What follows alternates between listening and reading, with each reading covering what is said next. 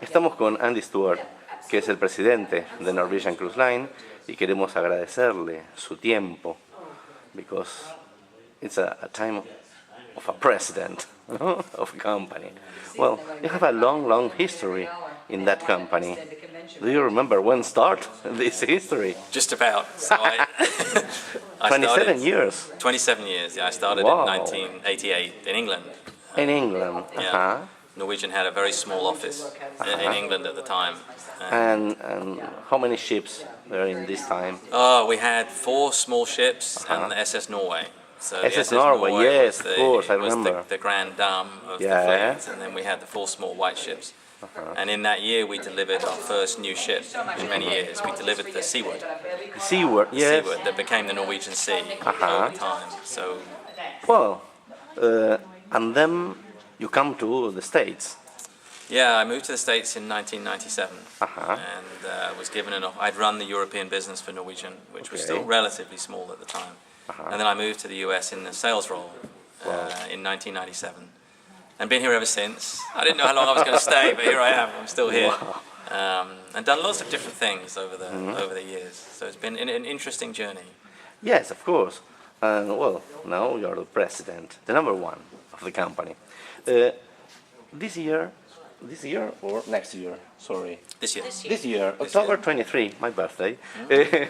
You start with a new ship, a very exciting ship, because the Norwegian Escape was a huge painting by Guy Harvey.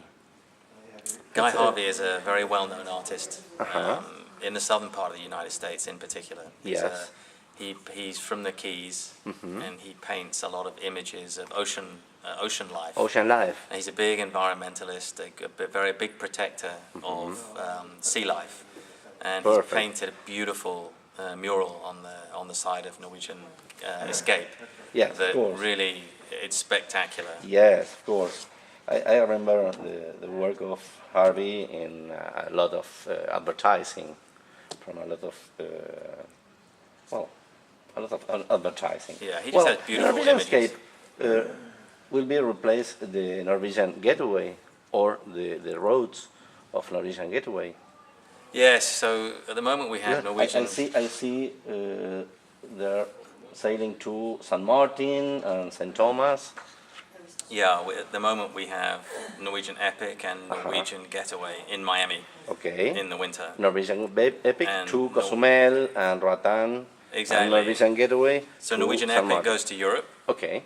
And Norwegian Escape comes in to the Eastern Caribbean. Okay. So we'll have Norwegian Escape and Norwegian Getaway together in Miami. So we're very excited. Our 2 newest ships here in Miami, sailing to the Eastern and the Western Caribbean. It's going to be really an exciting deployment. Yes, of course. Our dreams come true. No? Yeah. Because 2 new ships in Miami. Yeah, a lot of people have been asking us for year-round Miami. They really want to know we're here every week and we're missing us in the summer. The Europeans in particular, with a long summer holiday. The Europeans, the Spanish guy, loves the Epic. Yeah, I love it. Yeah, Norwegian Epic has been so popular in Barcelona. In Barcelona, it's been yes, tremendously successful. Yeah. And our Spanish guests love it. We don't have a dining time. So we don't ask our Spanish guests to eat at 6 o'clock in the afternoon. No. They can come whenever they want, and they all come late. So it's worked very well for us. It's been very popular in the Spanish market. So that's my question. It looks like the other companies try to copy your freestyling cruise. Yeah. But some of them have failed completely. What is the secret of the success of freestyle cruising, and how did you do to work it so good? I can't tell you that.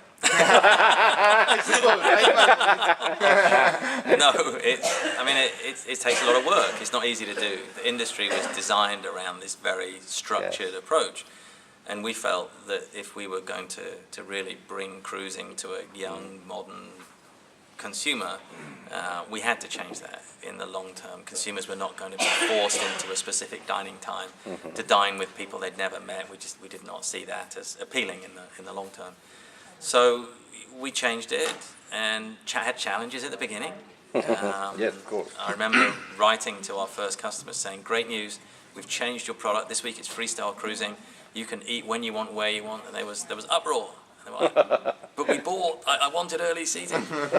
So next week we wrote to them and said, great news, we've changed your product. You have a choice this week. You can eat at 6:30 or 7:30 or 8:30 or when you're hungry. And people were like, oh, fantastic. I love it. So, we learned. We communicated cool. it a little bit differently, and we learned on the execution side. And the big thing is we built ships for it.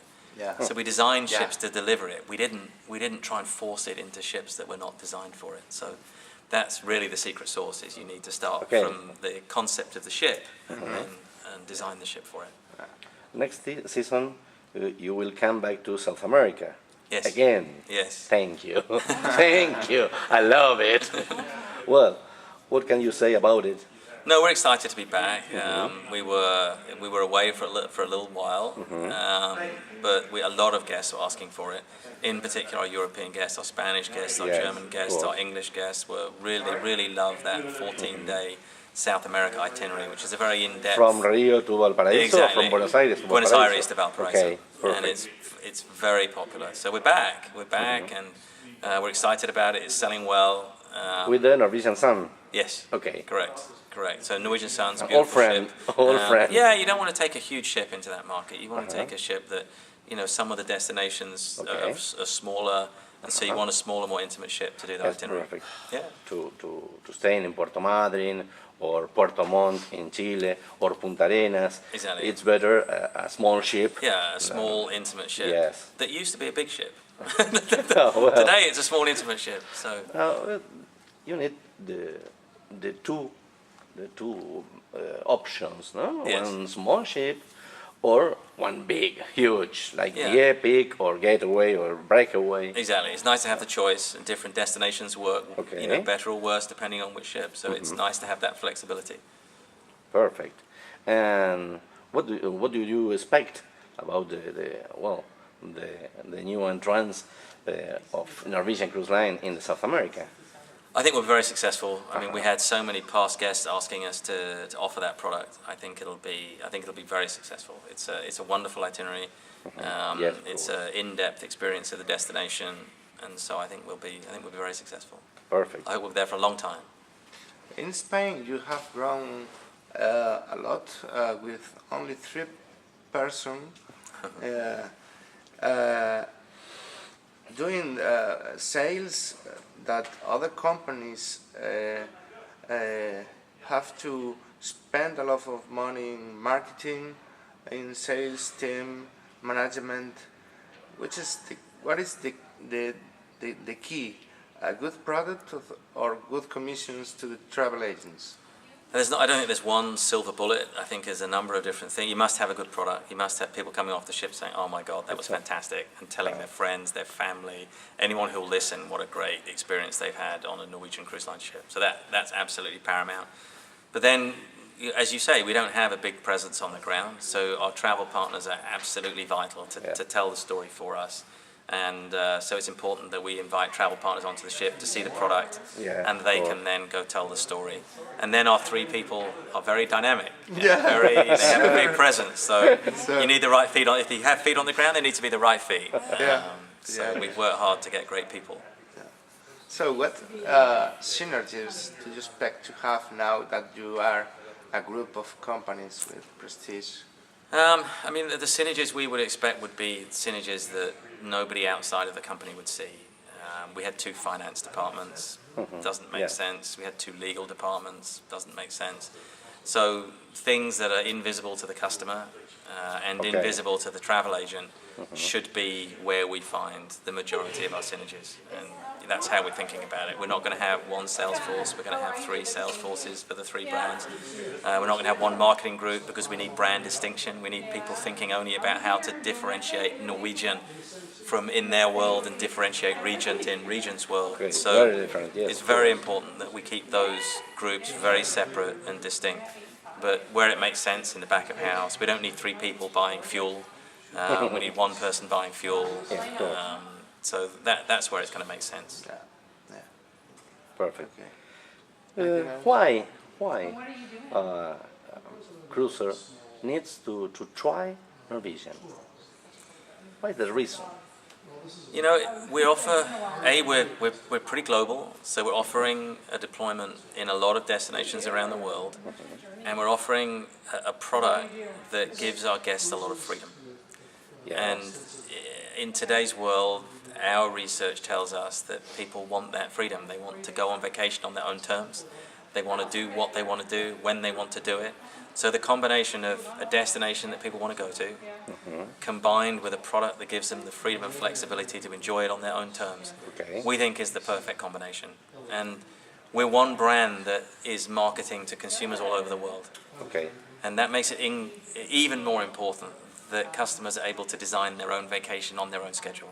Because as you know, people have different schedules. Yes, of course. And an American consumer will look at a vacation experience differently from a Spanish consumer. Yes, of course. And will want to do different things at Thanks different God. times. Yeah, exactly. You may move the ship Yeah. from... So the idea of one brand that can appeal to a different range of consumers, Yes, of course. because you're not locked into a certain structure, Perfect. is something that we get pretty excited about. So we really believe we can take Norwegian Cruise Line all over the world and appeal to different consumers all over the world and give those people a very interesting experience. Because imagine getting on a ship and you have the opportunity to mix with a wide range of people. It's not so homogenous and it's more interesting. So people enjoying experience on their own terms, mixing and mingling. Customized service is a keyword. It's vital. It's Yeah. vital. It's got to be a very high standard of service. We've got to deliver a wonderful dining experience with lots of different choices in dining. We don't want people to say, are you eating early or late? We want people to say, are you having steak or French or Italian or tapas or whatever it happens to be. We want people to choose a genre of food versus early or late. Same with entertainment. We don't want people to say, I'm going to see the early show or the late show. You don't go to Broadway or to the West End of London and say, I'm going to see an early show or a late show. You go, I'm going to see a musical, Yes, or I'm going to see comedy, or I'm going to see a band, or whatever. And that's what we want people on a ship to do. Or Blue Man. Yeah. That's not a band, that's not a comedy, Yeah. but it's a very, very wow. Yeah. The last thing we want people to do Yeah. is I love pick a these time guys. for entertainment. It's like, that's Yes, crazy. of I want course. to pick what kind of entertainment I want to see. So that's how we think about it. We think about it like that, and it's a really exciting experience for a wide range of consumers. Well, thank you for your time again, and well, success. Thank you. Thank you very much. Thank you.